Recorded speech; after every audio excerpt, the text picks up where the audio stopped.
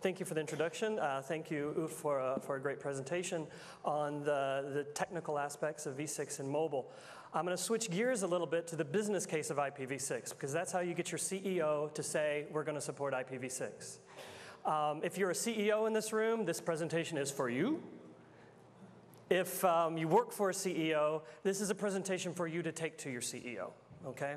So we're going to talk about, by the end of this presentation, I hope to convey at least 3 clear business cases with material that you can go back and look at in white papers, et cetera, okay, with real data behind it. And then you can go and use that. So before we do that, how many of you were here at the first mobile world, not mobile, v6 World Congress 2 years ago in 2011? Great. So about 1/3 of you, it seems like. So this is a picture from that conference. And yes, indeed, we did have Steve Deering there. That was mentioned earlier by the gentleman from Ziggo, and Bob Hendon.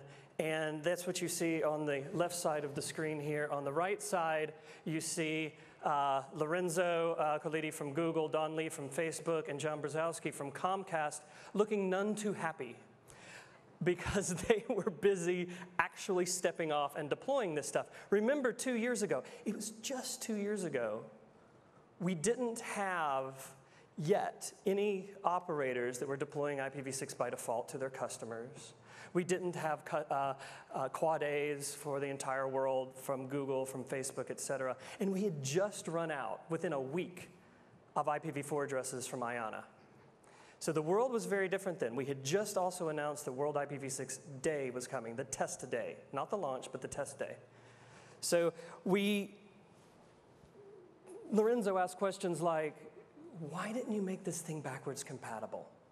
And Steve had a really interesting response saying, well, it's not that it wasn't backwards compatible, it's that IPv4 wasn't forwards compatible. He did a really nice job of explaining that. Something else that happened at that conference, I'm not going to dwell on this too much. This is the last photo of random people that you're going to see. Something else that happened at that conference is Free Telecom. That's Alexander Kassin. He's not here today because he's too darn busy. One of the things that he announced there, you can read it on the quote, at that conference he said, okay, we are going to give IPv6 by default to all new customers.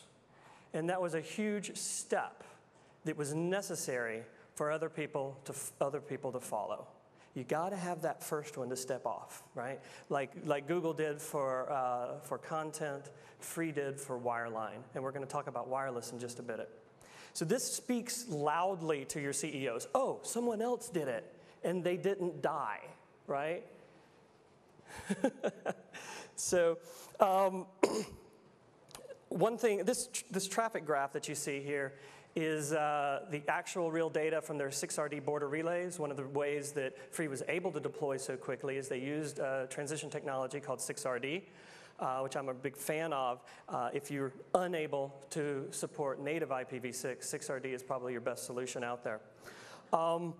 In the period of time since he made that announcement, they've seen a 10x increase in IPv6 through their border relays on their network.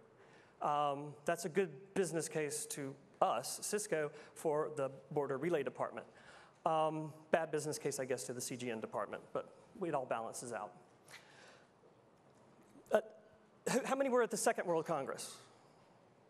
2012. We had been through a World IPv6 Day, and one of the slides, that's a slide from 2012, I made the bold prediction, I kind of knew, but a bold prediction that some unnamed ISP was going to follow in the footsteps of Free Telecom and deploy IPv6 by default to many users using similar technology, and that they were so big they were going to knock Free off the top of the list. And they did. By the end of 2012, I said they would, and they did. So this is the measurements from ISOC. Now, I'm not allowed to say the name of the ISP. That's why it's a large unnamed ISP. But this is public information. You can go out and type in that URL yourself, and oh, well, you know, maybe it's this one with the 3 little letters there in the acronym that knocked Free off its pedestal. Free was still the first. but these guys managed to get IPv6 deployed because somebody else had done it before and because we had a business case. So this is some of the traffic that we've seen. Thank you very much, Google, for the charts. And yes, I recolored them. There's some sort of fuchsia pink or something in their tool. But this is deployment, just rock solid, on and on and on and on and up. This is what Google sees in terms of percentage of IPv6 from this particular operator, from this particular AS. So on World IPv6 Day, they handily beat the 1% goal set by the industry and then continued up to close to 10% now. Maybe in a month or two, it'll go past that. So in order to get that 10% traffic, of course, they have to deploy to far more than 10% of their customers, right? Because you've got home gateways that don't support IPv6, you've got computers that don't support IPv6, and every time those non-IPv6 end devices go to Google via IPv4, even if it's from an IPv6 home, it counts against this percentage, okay? So it's a really significant rollout of IPv6. So take that one to your boss as well. This conference is about mobile. So now we have a mobile v6 business case. So I didn't show you before, but that slide that I had, well, I'm sorry. This is the wireline review, back up. This is the wireline use case from last year. I put this slide up last year, and you can now download the actual business case. It wasn't available last year in February. So now it's available. You can go to that link, and you can download the wireline use case, which I used to help convince that other ISP. Not only has someone else done it and not died, there's a business case behind it. There's a CapEx business case. And basically what it involves is all the traffic that goes over IPv6 doesn't go through that carrier-grade NAT. So it's a CGN bypass. That was the business case that really changed the minds of that particular operator. So we can apply the same thing to mobile CGN. If you have a separate carrier-grade NAT infrastructure in order to support your mobile clients, and you want to stop feeding that with more and more and more session state, we did an analysis. This one should be published this week with the help of IDC and a couple of other unnamed mobile operators in order to put together a model, a CapEx model. This is not OpEx. So maybe Cameron will be talking more about OpEx in his talk. But this is a CapEx model around CGN. And what you see in the green bars is the model for where no IPv6 is deployed. So you're just building out more and more and more NAT. And you see in the yellow and the blue model, two different ways, either IPv6 only with a NAT 6.4 or dual stack. And you see there's not a whole lot of difference between these two models in terms of CapEx, because both of them offload that same NAT 4.4 CGN, okay? So these are two different models. I think you'll hear Verizon talk about one model, and you'll hear T-Mobile talk about another model, and both are valid in terms of CapEx reduction. This is real session state from a real mobile network, and that's what we're out to attack. It's growing and growing and growing and growing with no bounds. And if this network has a IPv6 beta program now, if this network were to deploy IPv6 to all of its customers, you would see that session state drop by half, right? Because more than 50% of the traffic from that operator network goes to websites that have IPv6 on by default. So that's what this is about, killing the CGN.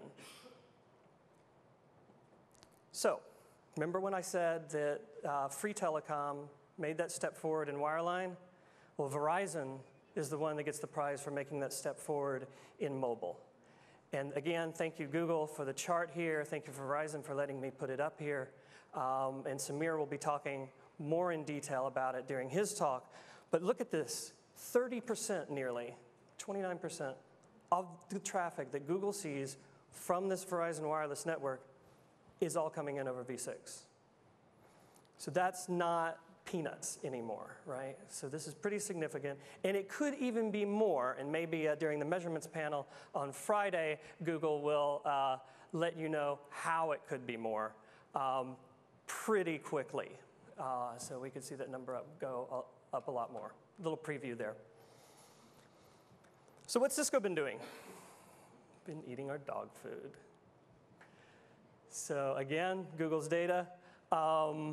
We've got, this is our campus network where we're deploying IPv6. We're about 8% now. That reflects maybe about 20% of our offices around the world. There's 500, 600 offices that have IPv6 dual stacked on them, the largest ones first. And we're progressively rolling it out office by office by office. So that's why you're not seeing 100% yet. But this is 1 year of growth, and we expect it to continue. And we've actually got some host issues in some of our Macs and things like that that count against the statistics. So we might even see some jumps that go up over the next few months. But we've been working hard on this, and I'm going to go through some other things that we've been doing in terms of the dog food department. Last year at World IPv6 launch, we focused on putting quad A's on Cisco.com, on WebEx.com, on Linksys.com, et cetera, right? But we didn't actually put the collaboration WebEx service over v6. Now we do. So this is a brand new thing, and we're actually deploying it to ourselves first. If you see this little cisco.webex.com, that means if you're a Cisco employee, WebEx is Cisco is one of WebEx's largest customers, naturally. So if I set up a WebEx and any of you dial into it, you don't have to be on the Cisco VPN. This is on the internet. Then you'll use this URL of cisco.webex.com, you'll get a quad A, and you'll start using v6. So in this case, we're dog fooding it ourselves before we turn around and give it to all of our customers. So we're running in sort of this beta mode for now, but it is production, it is up, it is on by default, and in some number of months, whenever this is, we deem it ready for everybody else, we'll be deploying it to Ron Burzma over the DoD, et cetera. In fact, you might even have one of the betas running. So a few customers, we let Ron in. So we've also been measuring IPv6. This is a little project started by one of my students at École Polytechnique last year and run by Alan Fiocco, who's hiding in the back of the room. What we're trying to do with this, we don't have much of our own statistics to pull from, but we can pull from everybody else's and package it all together by saying, in a particular country, if you add up transit operators, end users, content availability for the country, the top sites in that country, et cetera. If you put all that together in sort of an index, this is what you get. And there's a new little nifty widget that we're going to be popping around in advertisements on mobile phones, et cetera, and then you can click through to it to go look around. Country, governments, et cetera, can use this. The OECD is very interested in it. So to kind of give this sort of competition going between the different countries to try to help spur adoption. There's a long list of stuff that we've been doing. Again, you can talk to Alain about that, or you can, if you have complaints about a particular v6 feature, I'll introduce you to our new IPv6 product manager, also hiding back there, Steve Simlow.